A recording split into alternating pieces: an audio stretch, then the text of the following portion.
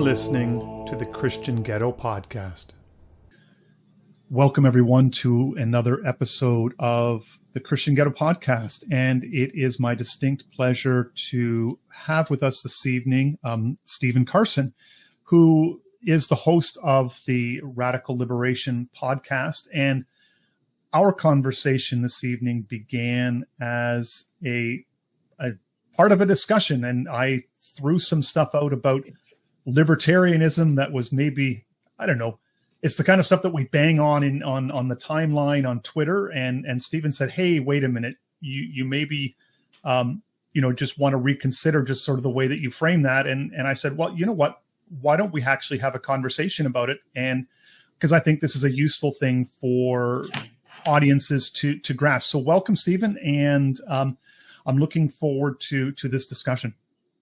Thank you. Yeah. And what I think the spirit from which I was reacting in that that private chat, was feeling gratitude for what I have learned from people who most people would think of as libertarians. Some of them might not even call themselves libertarians anymore, but whatever. That community of people who have an interest in the Western or Christendom tradition of liberty really helped me to appreciate my heritage, I guess I should say, or our patrimony, you could say. That we've got a rich tradition of thinking about, politics and so forth. Well, not just thinking about it, but our experience. More importantly, our experience of it, and I think there's a lot of good there. And unfortunately, it gets labeled in ways that the labels get confusing and get tarnished, and then people, I'm afraid, throw out the baby with the bathwater. Yeah, you were mentioning that you wanted to start off with just being able to frame the discussion in a way that allows us to enter into and maybe eventually get to the point where we talk about critiques and so forth. But a beginning place when discussing this whole topic of liberty, and then ultimately, the term that may no longer even be helpful anymore, libertarianism. But, how should we, especially as a Christian audience, Americans, North Americans, how should we think about, with that specific history, this idea of liberty in a way that really honors both sort of, you might say, as you say, the American heritage, but also especially our Christian faith and what is all that about? Because you talked about wanting to frame that. Yeah. So a couple quick thoughts. First of all, before getting into talking about, various political arrangements and stuff, I really felt strongly that I want to say right up front that Christians can and have lived faithfully under all sorts of political arrangements, right? I spoke in the UK a couple years ago about the early church, and I talked about how it grew and how it grew so dramatically under the Roman Empire, which was alternated between, suspicion or just being actively hostile and persecuting the early Christians for a couple hundred years, right? And yet the church flourished until it came to the point where, in my view, the Roman Empire had no choice but to sort of throw up its hands and say, okay, we got to acknowledge that half of the Roman Empire are Christians now, at least, if not more. Yeah, right. And we can't keep ignoring this, and so the church flourished under that circumstance, right? So I do think there's something really wonderful and rich to learn from the Western, or I like to use the term Christendom, the tradition of Christendom, political traditions in Christendom. But, you could be under an Oriental despotism, as they used to say, or any number of other situations, under a communist government, not so common these days, but was big when I was growing up. And yet God can call you and you can serve him and serve him faithfully, right? So I would never want anyone to take anything we talk about here to mean that, if you're not under a monarchy of a certain sort, you can't really live the Christian life or something, right? That's not true. Christians are called from all over, every tribe and nation and tongue, right? And under every kinds of political arrangement. Well, and what's interesting when you say that, though, too, is that part of the Christian faith is knowing that even though you live under a despotic ruler or under persecution or in a totalitarian state, that because of your faith in Christ, you are free in maybe ways that your fellow, citizens or countrymen are not. And I think that's an important thing for us to remember, that in a sense, like as you say, our freedom in Christ does not depend upon a particular, philosophy from outside the Christian thing, or a particular political arrangement, political philosophy, that you can be free in Christ, whether you're in a monarchy, a non-hierarchical democratic, parliamentary system, or right. a Chinese despot. Right.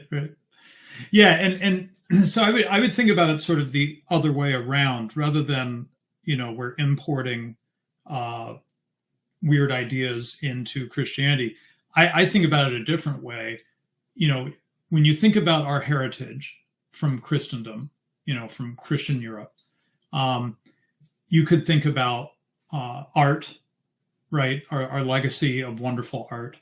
You could think about the rise of science, which only arose in Western Europe. And Rodney Stark writes about this and has some ideas of why. The science and the university and so forth. And like those, you could see the state of art and science and universities right now and just want to spit it all out, right? Because of where we've gotten to, which you happen to be one of the experts on, the poison of managerialism and everything, right? And how that's affected all these things. So you could overreact, and I feel like I see a lot of my conservative and right-wing friends doing that, and just being like, well, I just don't like any of that stuff. It's just, I can't even find the good in it anymore. So just spit it all out.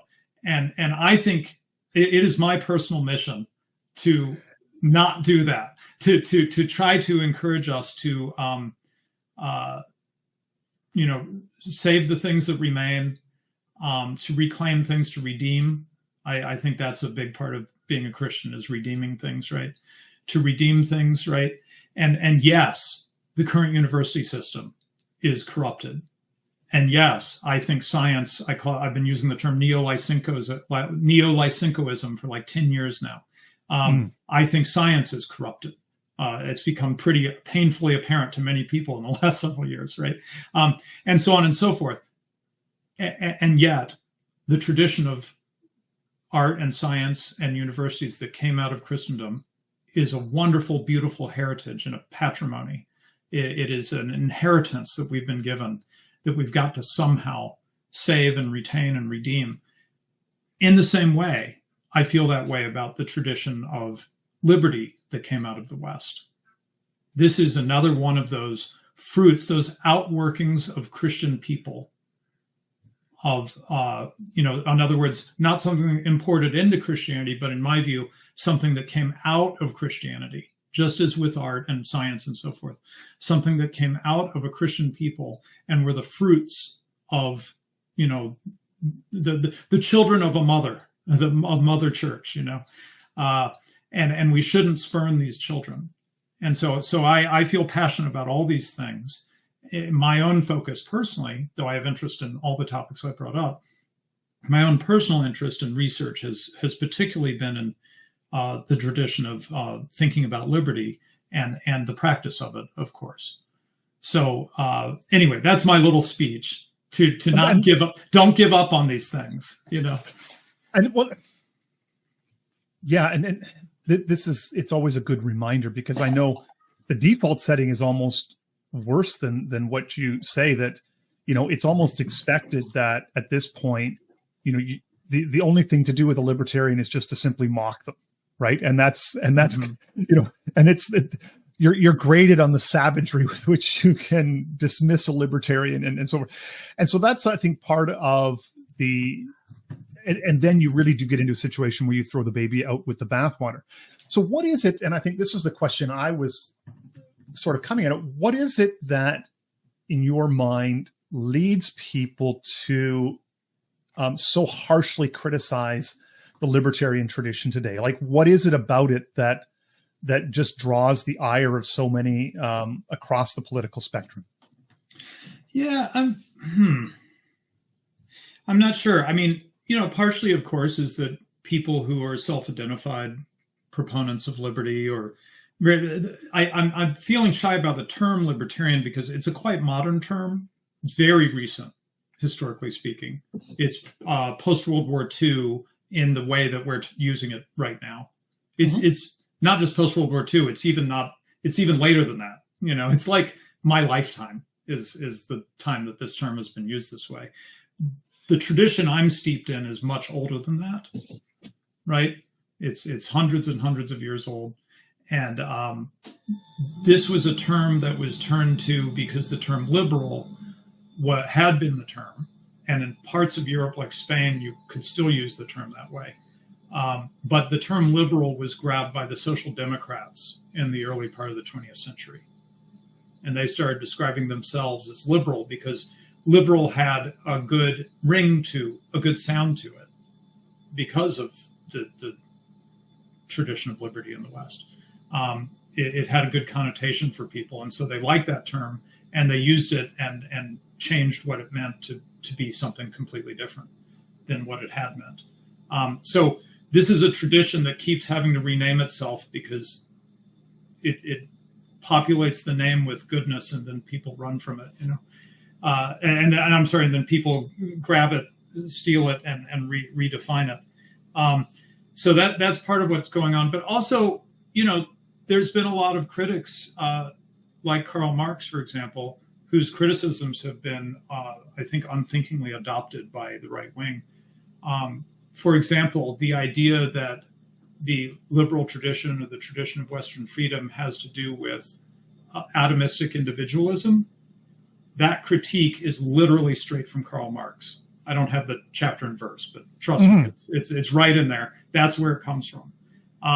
He, of course, is coming from the perspective that he had the right idea of how to have a truly social system, namely communism and socialism. Now, right-wingers know that communism is bad, and yet they've somehow adopted his frame on the Western tradition of liberty, that it's about atomistic individualism, which in my study, it's not at all. In fact, I have for decades avoided the term individualism. I think that it's not very catchy. It's never going to catch on. But just to be precise, I would say the tradition of liberty, the emphasis is on interdependence. That's really what it's about. It fights. It is opposed. It's that Aristotelian golden mean that's opposed on the one hand to dependence, which would be sometimes called collectivism or totalitarianism or something like that, right? And on the other hand, to some kind of atomistic individualism. The tradition of Western liberty has this huge focus on the benefits of cooperation and interdependence. That's what in many ways, that is what it is about, is the fruit of voluntary cooperation. And in that sense, I think correct me if I'm wrong, but I think what you're getting at then, if, on voluntary interdependence, is that it's liberty really in a practical sense. So you get out of theory, in a practical sense, emerges properly in small self-governing communities, in a sense where the scale allows you to have these properly ordered interdependent relationships, and that in these interdependent relationships, people more or less take care of their own affairs without necessarily needing a ruling authority. Yeah, well, let me be very cautious because we live in an egalitarian age, as I'm sure you've noticed. Yes, we do, an anti-hierarchical age. And so, of course, some people have taken the liberal tradition and tried to mash it into the egalitarian tradition. And I personally think that that completely distorts it. Okay. The tradition of Western liberty is not anti-hierarchical at all, in the sense of what you and I would recognize as proper God-ordained authority, right?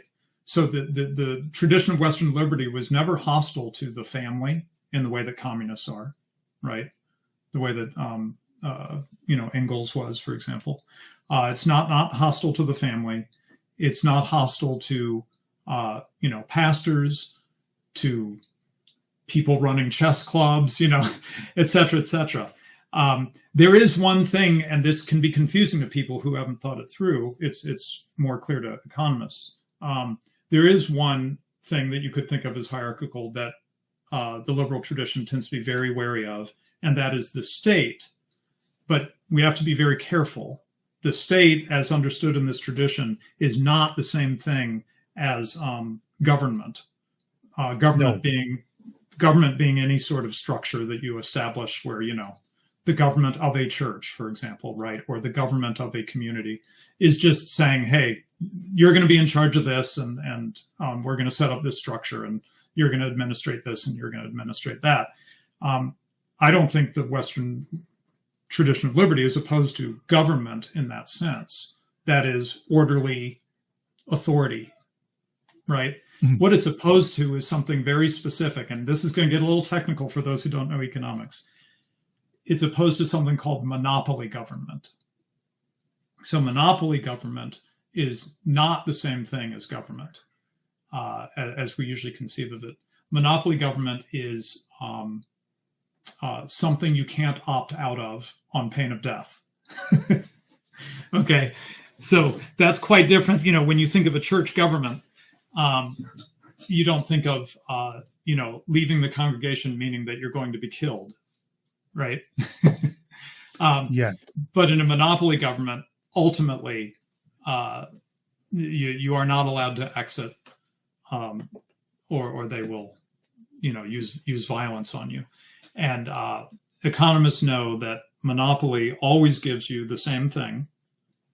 It gets you a reduction in quality of service, or however you want to, that the function of the thing gets worse, and it becomes more and more costly.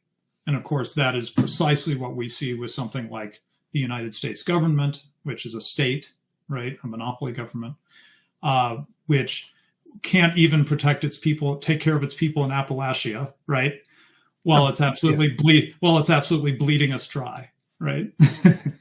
So this is something that the liberty tradition has turned more and more of its focus on, the nature of monopoly government, and that being a real problem. But that is not the same thing as being opposed to government in the broader Aristotelian sense of a political organization of humans. So in a sense, what you're saying then is it's a part, the all-encompassing nature of it, but also then the scale of the government as well too, because it encompasses everything. It wants to operate at a scale where everything is encompassed under the state. Right. So this gets me to the segue I've been looking for. You talked about the emergence of liberty and then now scale. This is one of the biggest things, possibly the big headline item. If you walk away with anything, this is what I want you to remember. How did liberty arise in the West? And this is one of the first things I learned when I went to the Mises Institute decades ago from the historian Ralph Raico. And he said, where do we get liberty from in Christendom? We get it from the great non-event of European history. And that is, we never got another Roman Empire. After the Roman Empire in the West collapsed in the 400s or whatever, I'm not a big Roman Empire buff, sorry. After the Roman Empire collapsed, various people, you could argue, tried, like Napoleon and so forth, right? But no one ever did it. We never ended up with a European-wide spanning empire. Instead, we had smaller polities. In fact, in the Middle Ages, which is my favorite, if you go to my bio on Twitter, you'll see it says medieval anarchist. And what I mean by that provocative term is to say that from our point of view now, with our massive, in my view, overly large states, the Middle Ages just looks like complete anarchy. There's all these little bishoprics and princedoms and kingdoms and Castellans and all the rest of it, right? Yeah. And we have very faint traces of this with like Liechtenstein, and Monaco, right? There's a few tiny little city-states. Well, there used to be hundreds, thousands of places like this. Every valley had its own little city-state almost.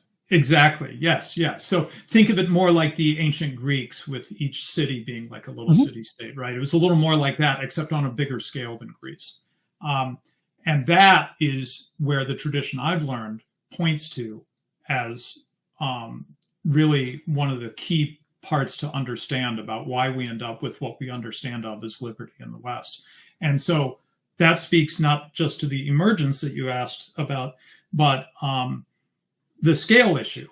And this is something that a lot of people really miss, and it's so important. I credit Don Livingston for really getting me hooked right on this issue.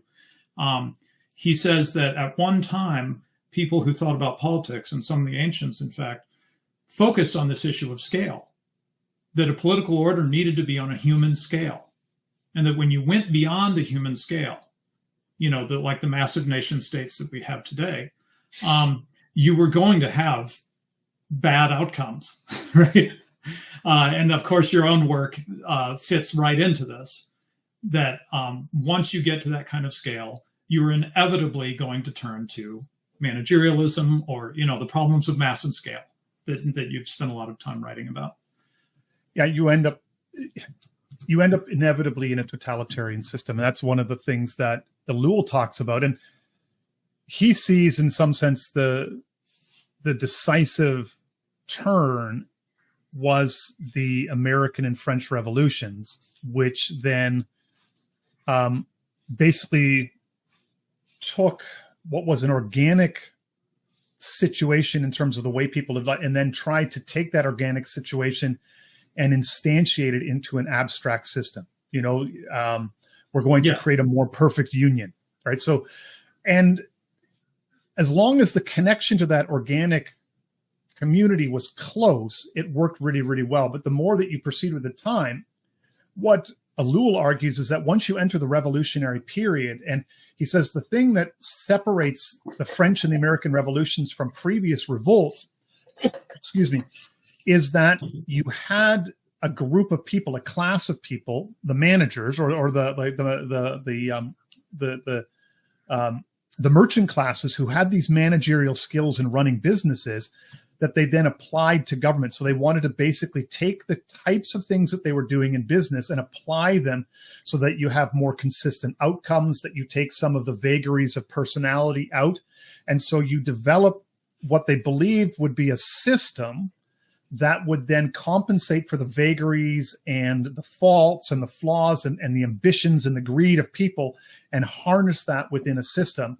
But what Ellul argues is that after this revolutionary period, because in order to make the revolt and instantiate it, you need these managers. And so you put them basically in charge. And so the moment that you do that, you build a set of institutions that then betrays the revolution, because the institutions now become the means by which the revolutionary spirit is instantiated. And so the moment that you succeed, you end up betraying it. And that's kind of the angle. And then from there, he says, every time that you have a revolution of some sort or another, he says the state continues to grow because you continue to instantiate all of this, and it interlinks in sort of a single kind of technical system. It just wants to keep growing, as you say, until it's the monopoly of power everywhere, which is where globalism comes from. Right. And so I'm more sympathetic to the American Revolution. I'm not just saying that as an American, but as someone who's really thought about it. But setting that aside, I agree with Elul, but I would draw a longer time horizon. De Tocqueville really brings this home when in his comments on the French Revolution. He says that what you really get with the French Revolution is an absolutist state that had built up under the French monarchy by that time. Yeah, the Sun King and so forth. They already have a large administrative state under him, right? And all they do is they just remove the king, but the administrative state remains. Yeah, that's fair. So in other words, he doesn't see the French Revolution as really that revolutionary. The revolution was already in the rearview mirror by that time, because the smaller polities that I was talking about in the Middle Ages had been already starting to congeal and consolidate. And simplify is another thing I would say. Yeah, sorry, just to go back to the Middle Ages, the picture of the Middle Ages of Christendom at its height, I think. It's not just that you don't just think about a political lines on a map. That's how we're used to looking at the world, right? Little lines showing you each little political area. Yes, there were more of those, and that was part of the story and a very important part of the story. But also, there were multiple kinds of authorities in everyone's life. There were church courts, as you would know, right? And many other, and guilds, and many. So any one individual was dealing with contending, interpenetrated authorities that were and power relationships. Yes, they're around them. That was complicated, right? And so I was just describing modernity as having a terrible simplicity. And I mean terrible in the old meaning of that sense. Terrifying, terrible simplicity, right? It's overly simplified in a way, where in the Middle Ages, it's hard for us to even think about it from our vantage point, how complicated it seems to us, right? It probably wasn't complicated to live in. It probably felt more organic and natural and human, right? But for us, we're used to, hey, this is in charge of this region, and what they say goes, and that's the end of the story, instead of it being a negotiation between different groups in society, right? And people pushing against each other, the authority of the bishop versus the authority of the prince or the king, and et cetera, right? Well, and go ahead. Yeah, and I was just saying, this is one thing I try to get people to grasp, because we tend to project our current understanding back onto the Middle Ages, and they say, well, the feudal system. And I say, like people, I said, you have to remember that there is no system in the Middle Ages. Exactly. Right.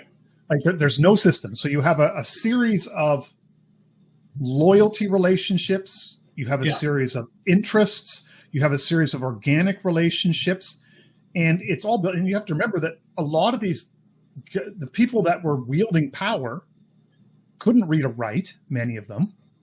And so these are not necessarily, lettered men who are going to sit down and come up with a plan, as they say. But it was basically done through a series of loyalty relationships. And there was also understood benefits. So, this is what I try to, when I talk about the idea, people say, the rights of an Englishman. Well, an idea like the rights of an Englishman develops out of the idea you have a lord and you have, serfs or whatever living on his land. So the lord gives a certain degree of protection, right? And then so there's an obligation that comes from that, from the peasants. But also then with the peasants, there is a certain set of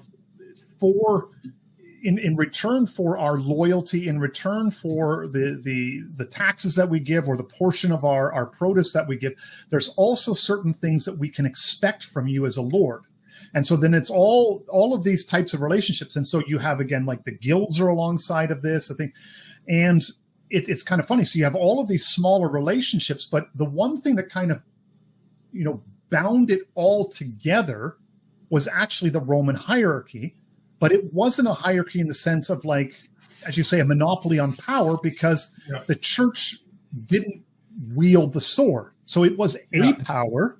It was a power. Exactly. It was a power, but it was in a sense, its real power was in its ability to shape the culture within and create the context within which everything else happened, the moral frame that within everything else happened. Yes. And so you have this kind of odd dynamic where you have a single unified faith structure that spans the whole continent, at least by the 1300s anyways.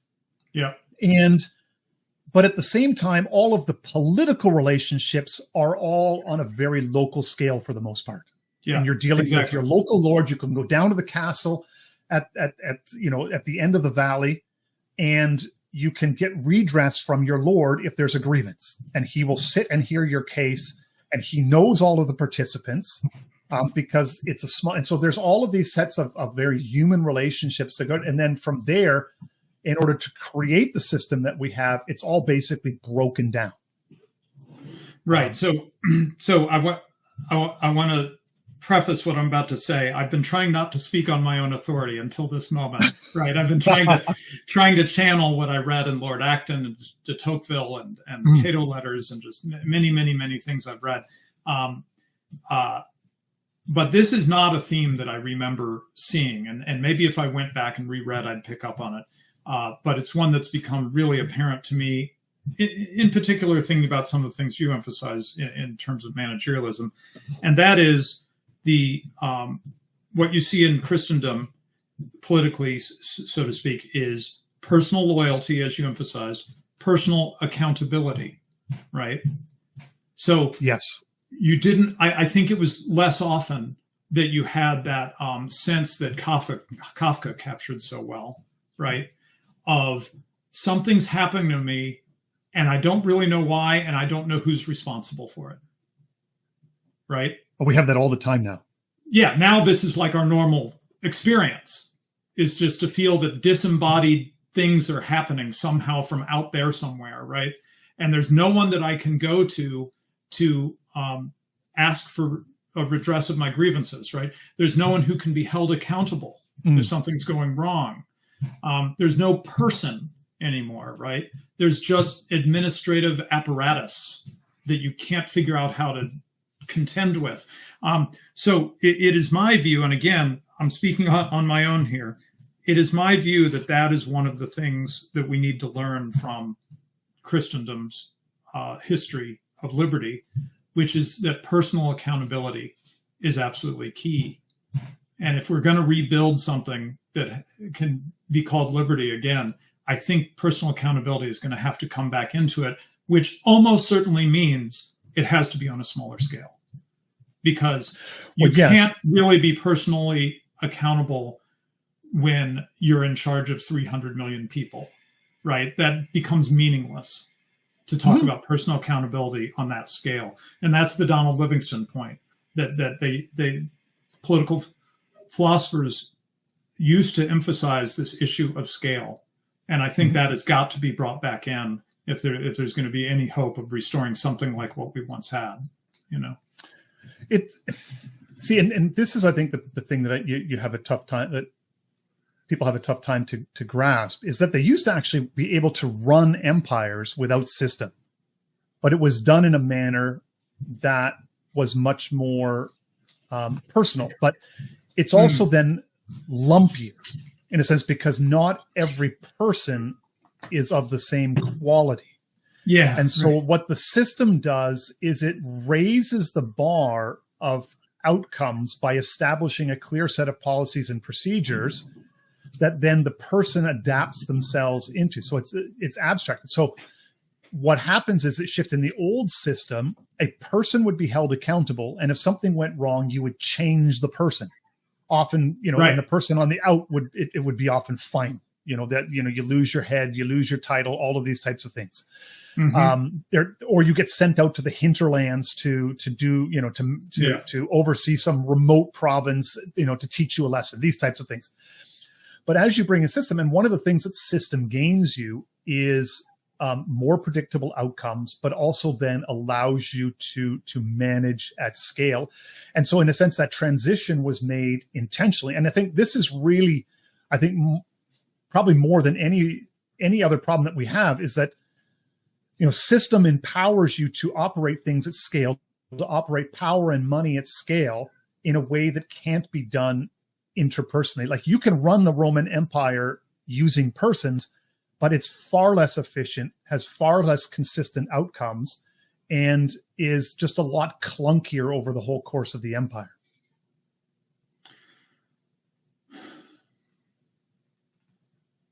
I have no comment on that. So I want to bring a couple more themes forward. Sure. From, again, trying to not speak on my own authority, but just share what I think I've learned from the tradition. There's what I like to call the Ten Commandments basics, right? One of the big themes that comes through in all this is that justice really matters. And by justice, we mean like some of the basic things in the Ten Commandments, like you shall not steal and you shall not kill, right? And that it should be applied consistently. Now, in the Bible, this is not a shocking thing, right? David has a man killed so that he can have the man's wife, right? And there isn't this attitude of, well, he's the king and he gets to do stuff like that. No, he gets denounced and he suffers grievously as a result of doing this, right? God is not pleased. And that is something that you see in the liberal tradition.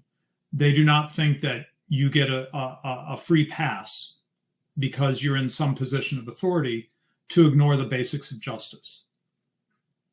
So you don't get to just willy-nilly take stuff from people, willy-nilly kill who you want because you have a certain title or a certain position. And it's, I think that is something that is misunderstood a lot. I think it's for some reason, some people take like libertarians talking about this issue of justice to mean that like no one can do anything constructive. And I don't know why that is. I'm really quite confused by that, because I do not think that, what must be done is injustice. I think we have plenty of injustice. I think we're rolling in it. I don't think the way to fix it is more injustice. In fact, I think the way to fix it is what I would call, what I titled my speech last year, I think, God's justice, swift and true. I actually think we need a rather rigorous application of justice. That's one of the medicines we need right now. And some people seem to think that, I don't know, you're going to be overly prissy or something if you're concerned about justice, and you won't do what needs to be done. But I don't think that's right. I think that we need justice. People are crying out for it. When we see right now the outcry about mass immigration and the crime that's coming along with it and things like this. Another way to put that is we want justice. We don't want stealing in our community. We don't want raping and killing in our community, right? Someone please come and reestablish justice here. So anyway, that to me is one of the, or to put it in biblical terms, the Western liberal tradition is, when you think about the law, and then you think about grace in theological speak, right? The Western liberal tradition is primarily about the law. It really puts a lot of emphasis on the law, which is to say justice.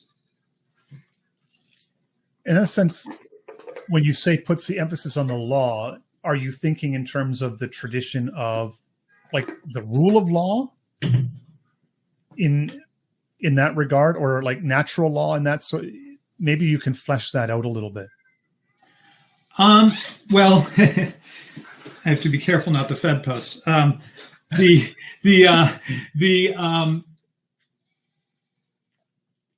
Let's say I'm very open-minded about how we get there in terms of justice being reimposed, right? And I think the Western liberal tradition is as well. The point is that you get there. You cannot just let people run wild. And by the way, this is part of the reason that I'm a little hesitant to use the word libertarian. In fact, when it was adopted, it was extremely controversial among the scholars of liberty, because to the English ear, it sounds a bit like libertine. Yes. Which is a rejection of law, right? And that is the very opposite of what the Western liberal tradition is all about. If we get, sort of the libertarian utopia, in my view, the Western liberal utopia, there are going to be rules, there are going to be laws, and if you break them, you're going to have consequences. It is a property-oriented, a boundary-oriented kind of society that we're talking about, which in fact is what we had in the Middle Ages, for example. A man's home is his castle, right? There's this strong sense of boundary and domain. This is my domain. It's not your domain. I call the shots in my home. You don't. I don't care if you're the king. You don't call the shots in my home, right? Well, that is something that I'm from something that I've observed as somebody who grew up outside of the States, is that I think part of the tradition in coming to the colonies was to, in some ways, instantiate. I think this is also why people want to get out and have their own plot of land. In a sense, there's a cultural drive, in a sense, where everybody does, in some sense, want to be their own lord with their own castle. Mm-hmm. And so I have my plot of land, I have my house, my home, my family. So I am the lord of my own estate, and I have an actual estate, and it's mine. Yes, but I've done on my channel, I've done some shows about the not so wild West, where I emphasize that we have been given a not entirely fair picture of the frontier, for example. It is portrayed in an overly individualistic way, and the actual history of it, as I explained on the show, had a lot of cooperation, a lot of rules that were quickly agreed to and then very firmly enforced. So yes, people would go to the frontier to have their own farm, have their own castle, but they were doing it together as a community, functioning as a community. Well, I think that's a really important point that you make, Stephen, because there's always a sense of that somebody's going to rule you, and so who is it going to be? And throughout much of history, the actual governance of society happened at the level of the community, where there were personages of authority who were the embodiment, and everybody looked to, in a sense, to dictate the tempo and the tone and the tenor of the town or the area. But by and large, everybody knew the rules, and your life was bounded and contained within those rules. That everybody knows the way that we live here, and this is just how we do it. Yeah. And there's consequences if you don't live that way. Yeah, we Hans Hermann Hoppe talks about natural authority and natural aristocracy, right? The natural elite. And what he means by that, why does he use the term natural? He means in contrast to what we're used to now, which is someone is politically appointed because he's friends with somebody or whatever. They have no particular talent in the area that they're appointed to administrate. They maybe know nothing about it, right? They're just politically connected, right? That is an artificial elite, right? You've taken a peasant and put a crown on them and said they're the king, right? But it doesn't change the reality, the de facto reality. It's just a title. But with a natural aristocracy or natural aristocracy or a natural elite, you have a more organic process, right? This is, I'm thinking of I'm teaching my sons through Judges right now in the Bible. You have someone who is recognized for being fair in their judgments, someone who is trusted. And so disputes are brought to them, right? No one's making them bring the disputes to that judge. They're just like, we got to settle this for the peace of the community. who do we trust to settle this in a way that's going to bring, resolve and bring down the tension and resolve the conflict? Here's someone who has proven himself again and again to be wise, to be not corrupted, so on and so forth. We'll bring it to them, right? Yeah, we agree. I agree. I agree with you. We both agree we can bring our dispute to this person. So that's a natural elite, a natural aristocrat. And this is something that can arise in a very organic way. I feel like I'm speaking like science fiction because we're just not used to seeing this in our political order right now, though we do sometimes see it in our private lives. Or in smaller communities like churches or something like that. Yeah. You see someone at church who just has a natural leadership ability to organize an event, and everybody's like, "Oh yeah, ask him to do it. He organized this other thing and it went really well," right? No one made you choose him. If he does a bad job this time, you might not choose him next time, right? You're free to do that, but you just recognize that this person has a gift in that area, and you roll with it. That is sort of the organic rise of leadership. And it also then it strikes a contrast between the sort of the monopolistic state that runs on system, and there's no persons in charge. It's the system that's in charge. So if you're looking to affect justice in society, so we have certain problems that, like, as we point out, various crises, due to things like, mass immigration and all these other things that, like, are really, as you say, justice issues, is then who do you go to for redress? Yeah. If it's the system that's in charge. So in a sense, we go to say, well, and this is where we have a systemic problem. So now the same people that in theory have been managing the system are now supposed to be tasked with, I guess, redress comes in fixing the system. And whereas in the older sense, you went to your local lord and said, we have a problem here.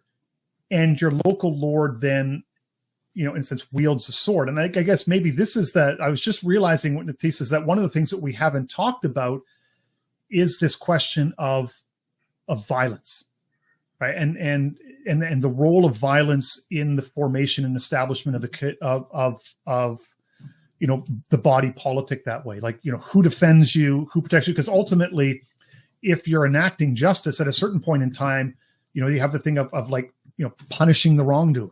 And that's basically the effect of, does somebody lose their head, or do you have to go out, and if you've got a group of bandits that are marauding the people, well, the Lord is expected to go out and deal with them. Well, that's how they get dealt with. And so quite harshly, possibly, yeah. So there, I guess the question then is, and I think this is one of the problems that we have in our society today, is this notion of system in some ways shields us from the idea of violence. I mean, in theory, I guess we see it in police and so forth, but we don't really want to see it. When we have criminals, we stash them away in prisons rather than actually, maybe give them 30 lashes and just send them on their way, or off with their head kind of thing. And so we want to shy away from the idea that, so we have all of these kind of contrasts that violence is all around us, but yet we want to deny that it's all around us because we're ruled by a system and not by violence. Does that make sense? Yeah, right. I was riffing on something that BAP shared, and I said modernity is about not wanting to see yucky stuff. Right. There's a lot to that. Yeah, modernity is about not wanting to see yucky stuff. Wars happen over in Ukraine, and we don't get video back here, but we hear about how we're winning. Right. Yeah, the big. We talked about how I've seen many people say that one of the big lessons learned from the Vietnam War was that the military could not let the American public see the yucky stuff. Right. Very true. I'm using the term yucky stuff again, but right. That was their big lesson learned. Oh, we've got to have what is it? I'm forgetting what it's called. The journalists being with the military. Embedded. Yeah. We got to have embedded journalists and really, really pitch this thing and really do a sales job on it and make it seem cool and not yucky, That's right. We have to control the narrative.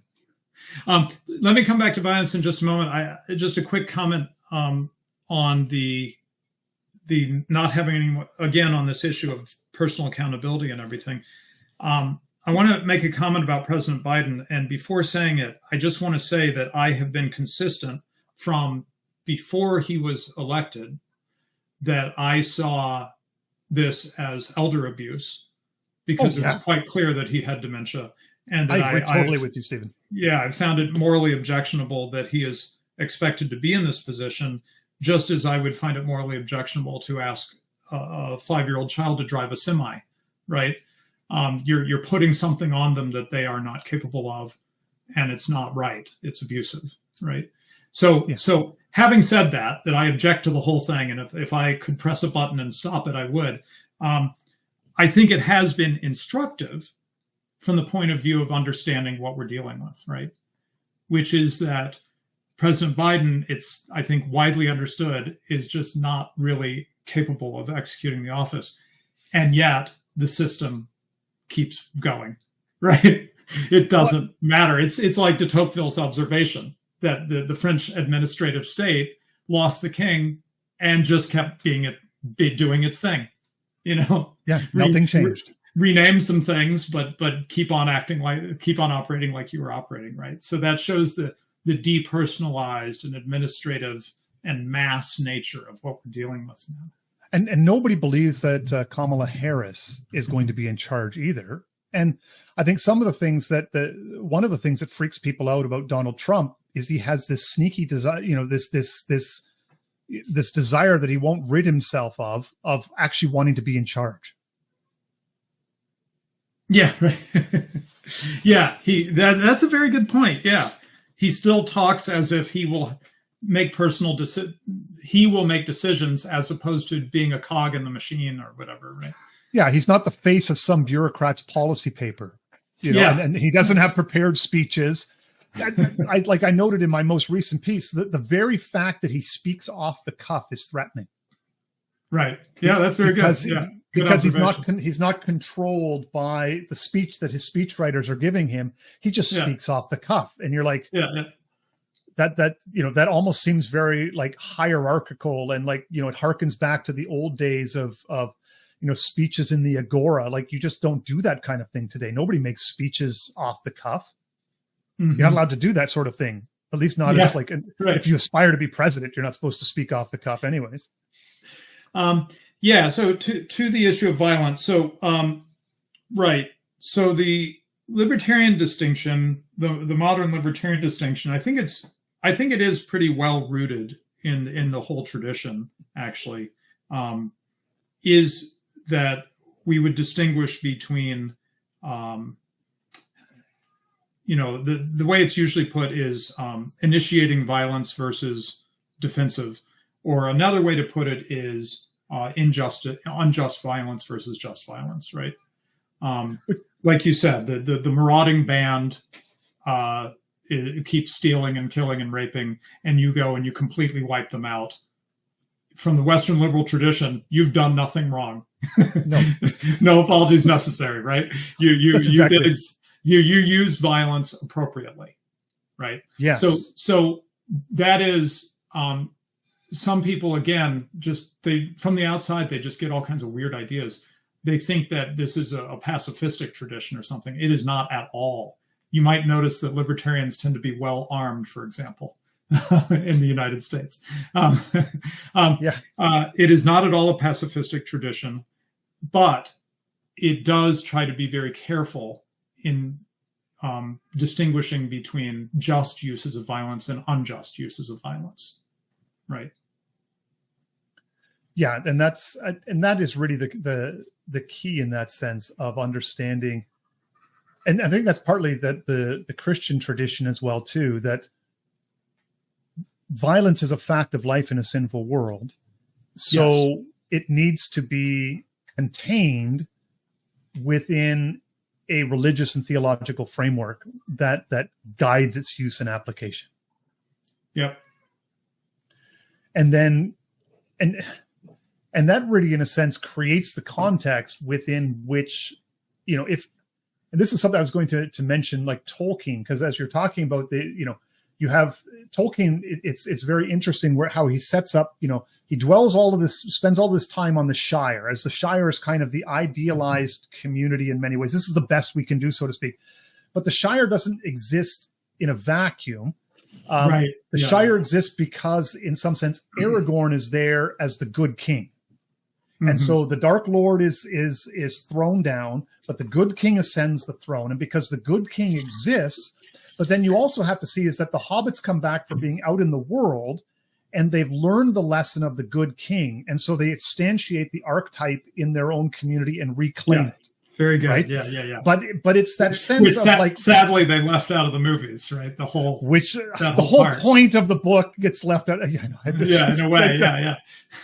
Right? But it's this idea that, as we've been talking about, power does not need to be all encompassing, because that's really what Mordor wants. It wants to be all encompassing power. And also Isengard. So it wants to consume, it wants to devour, and it wants to impose itself universally. Right.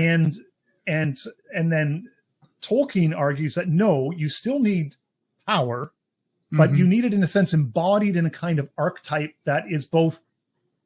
Aragorn is both a real person and yet not a real person at the same time, because his character's you never have any internal life with it. You never see his internal life. So you don't see inside the thoughts of Aragorn. So he always remains in some sense both real and mythic at the same time. And so your king in that sense remains both a real person and a mythic person, a symbol, and yet he's a real symbol that lives and breathes in the community. That's part of the role of the good king, at least in my mind anyways. Yeah, so, let's go back to the part that you brought up that got left out of the movies, the scouring of the Shire. Great section of The Lord of the Rings, right at the end. And it's really not so much Frodo, but Sam and Merry and Pippin who play the leading role there in ejecting the evildoers and reestablishing the Shire, order and justice in the Shire. And what they don't do, Saruman, by the way, spoilers if you somehow haven't read The Lord of the Rings. In 2024, you haven't read Tolkien yet. So Saruman has come and become a tyrannical overlord in the Shire, right? What they don't do is just position themselves as the new Saruman. They kill and drive out Saruman and his orcs or whatever, and then they reestablish order, and they do not put themselves into the position that Saruman had established. They actually get rid of that. Whatever Saruman's position was, I don't remember if he had a title or whatever, but whatever that title is, it's vacated permanently in the Shire, right? But yet their presence remains. Yeah. Yes, but they're still there. Yeah, that's right. Right. So in my view, we should not have a United States president, for example. We don't need a better president. Ultimately, a better president might be a transitionary stage, but ultimately we need to not have a president. A president over 350 million people is madness. It's on too large of a scale. It's too depersonalized. It's too un-Christendom. It's too anti-Christendom,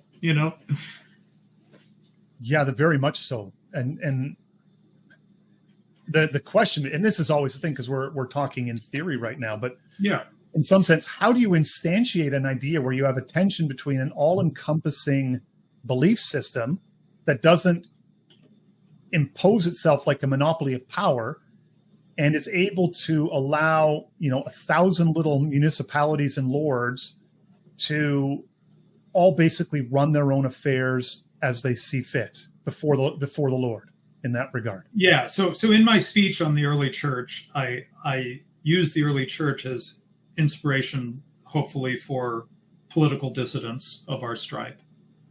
And I said that the regime keeps messing up and keeps giving us opportunities to, provide support people and provide justice. I think this is happening right now in the wake of the hurricane in the Appalachian region, right? Yes, very much so. Yeah. Private people are coming in with their helicopters and helping, and the state is just not doing very much, is what I hear.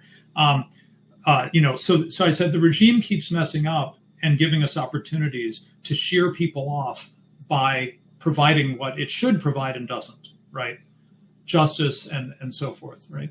And I said, because I want to be very careful not to encourage counterproductive action, right? I said we don't need to create these crises. The regime will keep doing it because it's a system that doesn't really make sense, right? It keeps bumping up against reality, and it will keep bumping up against reality. That is, I don't believe in needing to be like an accelerationist, and like purposely causing chaos. The chaos will come. You know this from your study of Elul and everything, right? The chaos will come because the system doesn't make sense. Well, there's a whole range of reasons why, all the way from, counting the numbers. You can do, if you go with like the Joseph Tainter type of stuff, you can look at it theologically. You can look at it from the idea, from the sociological way that Elul does is, and this allows you to take the position. And I think people have to be very, very clear about this and this is something I try to emphasize. And this is why I'm also very big on parallelism. And this is something like Václav Havel said is, if you become an anti-Marxist, you're basically defined by being a Marxist. You're defining yourself by the regime. So he says, really what you want to do is do the right thing.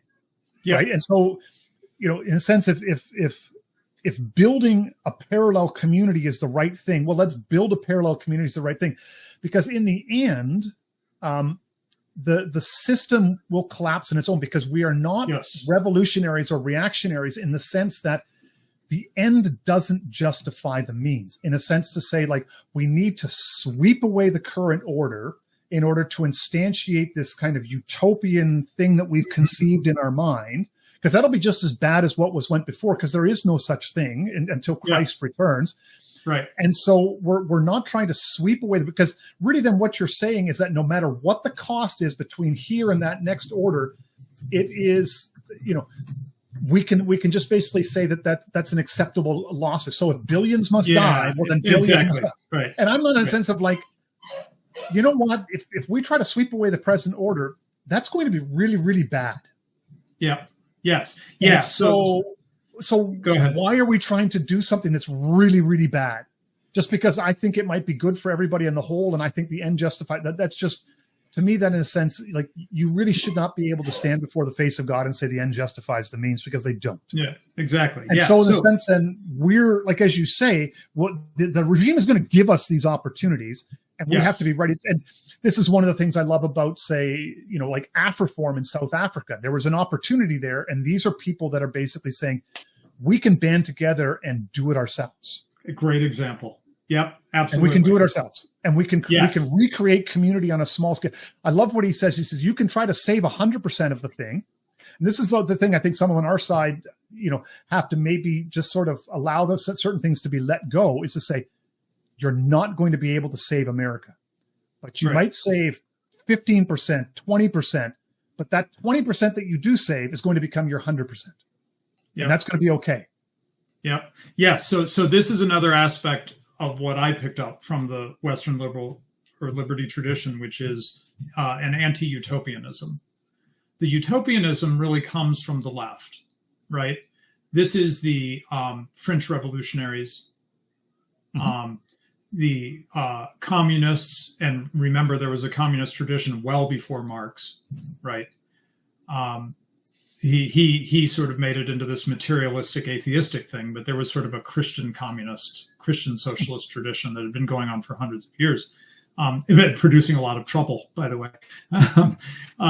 But the Western liberty tradition tends to be sort of humble, small scale, and anti-utopian, right?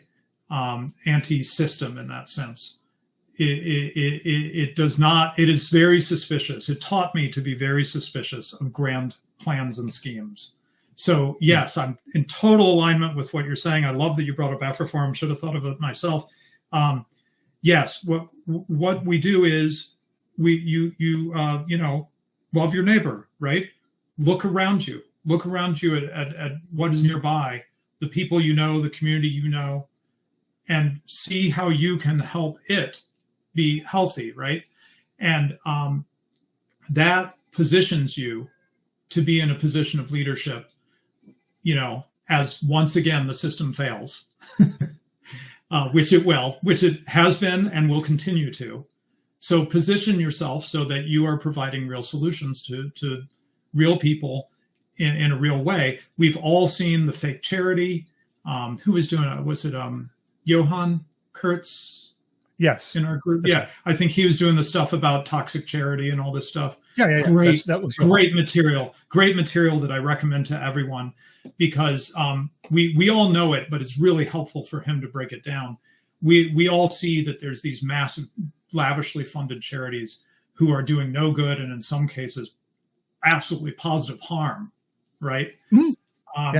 Because they're not helping their neighbor. They're creating a big administrative apparatus that just ends up doing the regime's bidding, and helping with mass immigration or something, or whatever. Or they're perpetuating the problem to keep the paychecks coming, that's the other problem, right? Of the state, because you don't actually, it disincentivizes actually, not to say that I'm not sure that, again, until Christ returns, that the problems that sin and evil create we're ever going to be able to quote unquote solve them. No, but there is a lot of money to be made off of the attempt at solving them, or the perception of the attempt at solving them. So trying to solve the insoluble, you can make a lot of money off of selling people on solving the insolvable, issues that we face. Right. When in fact we know that Christians have a wonderful tradition of things like establishing hospitals. That was a Christian personal thing. Charity. Yeah, personal charity. Right. Yeah. We have a wonderful tradition of helping people in smaller, localized, decentralized kinds of ways. I did a whole series on my channel, Radical Liberation, on mutual aid, where I went through many mutual aid organizations that were ubiquitous in the West up to the early 20th century. So it's really not that long ago. Like my great-grandparents probably were part of a mutual aid society, It was everywhere in the West at one point. It's not that long ago, and we can bring it back. In fact, I helped found the Old Glory Club in America, which is we are trying to we're working towards having chapters and creating a mutual aid structure to try to bring that back. Yeah, I did not realize that was part of the Old Glory Club. That is a vision that I brought to it, and that I think everybody is in agreement on. Yeah. I was the original president. I was the founding president of it. Very nice. I did not realize that was an aspect of the Old Glory Club. Was the mutual aid portion. We've started with a Substack and a show and stuff like that to sort of gather people to us and to get some revenue and stuff like that. But what's really happening is that we're forming chapters around the country, and that's happening right now. Yeah, with moving towards the goal of being able to. Like right now, we're trying to do what we can with help with Appalachia, but we're very small. We're not in the position we would like to be, where we could really bring a lot to bear on a problem like that. Right? That's what we're trying to head towards. Having a handful of helicopters that you can fly supplies in. Not the kind of we're not there yet. Yeah. Back on the target. Yeah, we don't have that. Yeah. We don't have our fleet of helicopters to fly in when there's natural disasters. So I wanted to bring in one more angle, and this is maybe going to be a little controversial again, trying to speak for the tradition as honestly as I can, because, of course, there were some secular thinkers in the tradition, some of whom are, if you can't learn from them, then I just feel sorry for you. People like Ludwig von Mises, Murray Rothbard, they're deeply insightful, and there's so much to learn from them. And even Rothbard would probably agree with me on this point. But anyway, a theme I kept on running into is that you cannot just have this, Christendom type liberty system and just plop it down on random people. You have to have a people who are themselves Christians, right? If you don't have the values in the people, then all they're going to do is just game the system, right? And we've had a lot of talk about this in right-wing circles about high trust societies and how it doesn't take very many low trust people to come along. And now your little, some example I was just seeing on Twitter, your little thing where you have some eggs set out and people can just come in on the honor system, leave some money and take some eggs. Well, you can't leave the eggs out anymore if someone's going to just come along and swipe them, right? So it doesn't take much to destroy a high trust system like that. Well, in a similar way, what we built up in Christendom required swift application of justice to deal with the people who were not going to act in a high trust way, right? Yes. But if you were going to just have to execute your whole population because they're all going to be like that, you're not going to get anywhere, right? So you've got to have a preponderance of people who have godly values, who believe that they will be judged, as Reverend Edmund Opitz highlighted to me. People have got to believe that there is a final judgment. It solves the Plato's ring problem, right? Or the ring in Tolkien, for that matter. It solves the problem of, hey, nobody's watching, I can just go ahead and do this, right? Well, the Christian, the convicted Christian, feels God's eyes on them, right? That's right. There is no escape. There is no escape. They're a little bit less likely to swipe the eggs, right?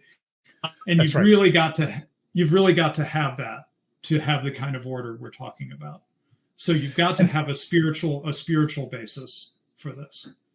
And I think when many in our sphere, especially those of us who are Christians, who bang on in a sense, the libertarians who want to emphasize the libertine aspect of it. We want the sex, drugs, and rock and roll.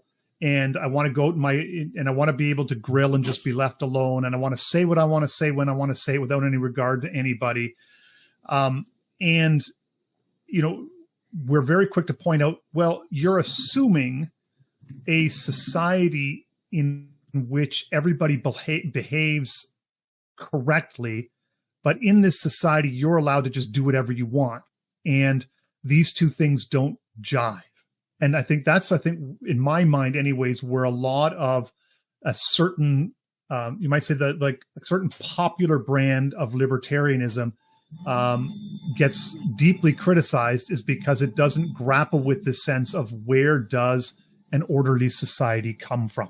And it doesn't seem to resolve the contradictions between, the sex, drugs, and rock and roll, just leave me alone to do my thing sort of understanding of it. And it just sort of, well, if everybody's doing sex, drugs, and rock and roll, the whole project falls apart pretty quickly. Yeah, exactly. To use an economics term, we have the free rider problem, right? And the libertine or the low trust person is a free rider on this society of people who are generally being honest and being doing their duty and so forth, right? And how many free riders does it take before the whole thing just collapses, right? Not a whole lot. Well, especially like the thread that I put out today on merging in traffic. You can talk about a nice orderly system of merging in way ahead of line. All it takes is one guy to try to jump the queue, and the whole thing all messes up. Oh, right. And now you need a state solution to impose a system on your merging in traffic because you had one bad actor, right? And that's And I think the important thing to draw from that is that a multiplicity of rules and laws, and to try to cover a people who just is not up for being free, it just doesn't really work in the long run, right? No. If you don't have people who are going to, act in a high trust way, however you want to put it, right? Act in a just way. Govern themselves, in a sense. Say again, they went. Govern themselves. Govern their own action. Yeah, if you don't have a self-governing people, you're not going to end up with what the Western liberty tradition is really thinking about, right? You're just going to end up back in a, sort of an animal-like free-for-all. And I think really, the reason why people felt why they didn't need the monopoly state is because there was a fairly rigorous culture imposed on a daily basis, but it was just sort of imposed organically. People imposed it on each other. Of course, you had the authority figures, the Lord, the church, the guilds, all of these various interpersonal relationships. It was just simply imposed upon you. But because of that, and there's all these tugs and pulls, in some ways you felt free. So people want that feeling of freedom without having all of the necessary structures to make it happen. And I think that's, in my mind, I think that's some of the reason why libertarianism, as popularly conceived today, runs afoul, is people want the libertarianism, but in a sense, the milk and cookies and so forth, but they don't want to all of the social conditions that gave people that feeling. Yeah, well, what I would say is that, as I said, I think this tradition is really at bottom about justice, and the fruits of justice are what we've been describing, right? A society where you can function in a very sort of highly efficient way because you can operate on trust, and that saves a lot of time when you're not having to put up, in some of these Latin American countries, everybody's got walls around their home with barbed wire on top of the walls, and right. This seems crazy to us in North America that you'd have to live this way, but it looks like it's coming our way if something doesn't change, right? And this starts to be sand in the gears. You just can't get things done as well anymore in that kind of society. So people appreciate the fruits of a just society, but they some of them don't like the actual justice part. They don't like the teeth, right? And that's exactly it. They want to get rid of the teeth and still enjoy the fruits of it. And that is not what the Western liberal tradition teaches at all. It says that you must have sharp, clear boundaries, rigorously enforced, if you are going to have all the fruits of, the economic fruits and the cultural fruits and all the things that we think of that flowed out of Christendom, right? And made Europe such, rise up like a phoenix in world history. Well, yeah, and you, and that's the thing too, though, is you can either accept that that's just sort of the way things need to be, or you end up with the monopoly state. That's the all-encompassing totalitarian, propagandistic, right, and eventually police surveillance state that we're hurling towards, because people, in a sense, want order. And right now we live in a global environment where that's established at a global level. So this is kind of where we're at now, where it until something changes, because power accumulated at a global level, there's not much you can do in your little fiefdom to really counter that if they really decide the Eye of Sauron tries to turn itself upon you. But you have to recognize that if the Eye of Sauron is going to crumble and break apart, order is going to have to come from somewhere. Yeah, and it isn't just going to magically appear. Yeah, one of the things I drew from de Juvenal is this image, which I don't think is in de Juvenal. I asked David Gordon, who's like they call him the Walking Library of Congress, and he couldn't think of any such passage. So I think this is just an image I formed in my mind from reading him. But you talked about the lumpiness of these traditional Western societies, right? There's these little organisms, so social organisms, so to speak, of various sorts interacting with each other. The image I got reading de Juvenal is that as we move towards modernity, these things get broken down. These social structures get broken down to where we now have individuals that are like grains of sand that the tank of the state just rolls right over.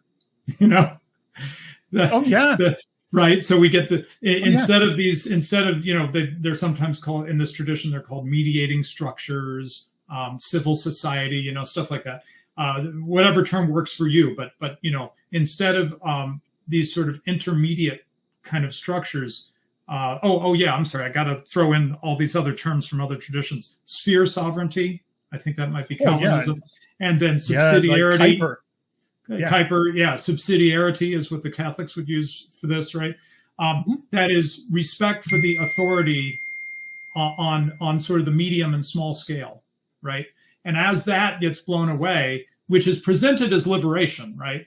You're going to be liberated from the tyranny of your wives are going to be liberated from the tyranny of your husband. You children are going to be liberated from the tyranny of your parents. You're going to be liberated from the tyranny of the priest and the preacher, you'll be free now, right? But what in fact happens is that now you're just a bunch of individuals getting crushed under a mass administrative state. Yeah, that's pretty much it. And that's, I think, the thing that some people are kind of beginning to realize, that it's like, oh yeah, because you're able to kind of sustain that sort of, shucking off of, your parents, your husband, all of this type of stuff for a little while. But eventually when people forget how to live in community, there's, what's left now. Yeah, now you're all atomized. And like you say, you're just basically like sand on a beach and the tank rolls over you. And that's kind of where you're at now. So people are beginning to realize that, like, if we're going to put this back together, it has to be done in a way that captures some of these older ideas and reinstantiates them. I know it's almost have to learn them from scratch again. I know, that's what I was going to say. Going back to, what comes next, right? What do we do now? How do we then live? We look for those opportunities as the regime fails, and we start filling into the cracks, right? And we relearn how to do things that our forefathers found natural, that don't feel very natural to us at first. But like any discipline, right? It starts to become more, fake it till you make it, right? So that's exactly it. So, for example, we homeschool, and at one time, homeschooling was the standard way to do things, even in early America. The school system came later, in some cases much later, much more recent in history. So we're learning how to homeschool. And we did not learn this from our parents or our grandparents. They all went to government schools, right? Yes. So we are having to figure out how to do this. And we're figuring out that there should be little homeschool groups. And my wife brings our children to Park Day, Homeschool Park Day, where one of these groups meets together every Wednesday at the park. And it's just a chance for the kids to hang out and have fun and stuff, right? There was probably stuff like this on the village green 300 years ago in New England or something, right? Almost certainly. Yeah. But we're figuring it out again, and it doesn't look exactly the same, but it's serving the same sort of function. It's serving the same sort of purpose. And so we just have to relearn it, and it'll feel a little awkward, and we'll feel like, oh, I don't know if I can do it. And one of the main things we do, my wife and I have a series on my channel called the Mrs. Rad Lib series. And we talk about homeschooling and home birth and things like this. And one of the main things we do is just to try to take the fear out of it for people. Hey, we've done this, and this is what it was like. And here's some of the challenges we faced, and here's how we dealt with them. Just to try to normalize, again, some of these things that now it's like muscles that have atrophied, right? And we need to teach people to try to exercise them again. We try to encourage people to take the risk to try some of these things again, that once were completely normal and no one thought you were like special because you were teaching your kids, that was just, of course you are. Who else is going to teach them, right? That's right. Who else is going to help your neighbor when they have a barn fire? The neighbors. What, you're going to look to Washington, D.C.? They're 1,000 miles away. What do they have to do with this, right? And increasingly they're normal remote stuff. Yeah. So this is all normal stuff, and it's going to become normal again, because the system is breaking down, and we're watching it happen every day, right? Well, this is something that Ernst van Zyl says in South Africa. He says, when we were in charge, we gave all of these things that we used to do ourselves over to the state and let the state take care of it because it was easier. And as the state breaks down, we're realizing that who's going to do this stuff now? And so, in a sense, there's an opportunity for us to reclaim sovereignty from the state. And so that's that, the Afrikaans saying is ons self. We will do it ourselves. And this is in a sense of is in this way, like parallelism is this idea of, as you were saying, as things break down, opportunities will arrive. and you'll be able to, unsouth self, you'll do it yourselves. And in so doing yourself, you then create islands of liberty within, and it's probably still going to be under the umbrella of the all-encompassing, Yes. Monopoly state for quite some time yet. But you will have these, so. Yeah. you'll have still these areas of where even under this umbrella, you will have a sense of ordered liberty that you do yourself. You said something that I try to always emphasize in my speeches and so forth, and that is de facto versus de jure, right? De jure, we might be calling ourselves the United States of America for another 200 years, just like the Holy Roman Empire was the Roman Empire still, right? Supposedly. For a long time. Yeah, though it really wasn't in any meaningful sense, right? So we might be calling ourselves the United States of America while Washington, D.C. becomes more and more remote from actually having a practical effect in our lives. And we more and more are de facto on the ground, really taking sovereignty back, running things in our local communities again, while still, hailing the flag or whatever, right? Yeah, sure. The emperor's still out there somewhere, whatever. Don't get hung up on that. I get worried about people who are like, oh, we've got to officially secede. I'm like, sure, maybe someday, but that's just not the thing to focus on. If that happens, it'll be probably a symptom or a consequence. It'll be a lagging symptom of a change that has already happened. Yes, right? You're probably right. Yeah. No, so don't worry about that. But just that's for our future. As I'm sorry, why is his name just left my mind? Worthy House guy. Oh yeah, Charles Haywood. Charles Haywood. Thank you. As Charles Haywood says, that's a problem for our future selves. That's right. Yeah, we'll deal with that. Yeah, I totally agree. I don't know if Missouri will secede from the United States someday. Probably not in my lifetime. I don't care. I don't think about it. I think about how I can organize locally right now with people near me, and we can start solving problems today. Right. Yeah. And those are very real things. And especially too and I think this is just a final reminder, maybe before we'll wind up, but from a Christian perspective, if let's say the regime tries to scapegoat Christians in your local communities, you need to be thinking of how are we going to feed each other? How are we going to keep the lights on? How are we going to stay employed? How are we going to educate ourselves? How are we going to give ourselves health care? Some of these basic functions of things, how are we going to protect ourselves? And so you can begin to thinking about, you don't have to rebel against the state, but you can ask a question: if certain conditions get really, really bad, or we become the object of, in a sense, they decide to blame us for the problems, can we then survive if we're cut out of the system? And if you're already preparing in advance, you're going to be much, much more capable to survive out the system as a Christian community than you might otherwise. Yeah, and this is, in so many ways, as I've absorbed this tradition of thinking out of Christendom, it ends up coming back to just from a Christian biblical point of view, just super basic stuff, right? On the one hand, you shall not kill, you shall not steal, sort of the prohibitions, right, that give us justice. And on the other hand, love your neighbor as you love yourself. Someone who doesn't care for their own family is worse than the pagans, right? All these basic biblical teachings, we just need to do them. Just practice them in your life for in a substantive way. Don't trust the system. How could anyone trust the system at this point? It seems like silly to say it, right? But really live that out in a practical way in your life of not trusting the system. The big massive apparatus, and take care of things in a biblical way, in your church community, in your family, among your neighbors, right? Yes, exactly.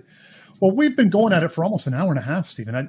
We probably should let you go back to your family, wife, and kids. And I'm sure that my wife would like to see me for a couple hour or an hour or so before bed. Anyways, before we go, maybe just let people know, if they're not aware of your work, what you do, because you have a podcast of your own. Right. So, I got to mention that we have 8 children. Some people find that interesting. That is awesome. We homeschool them, and I talk about that and other related matters with my wife sometimes in a Mrs. Rad Lib series. If any of that sort of topic like home birth, homeschool.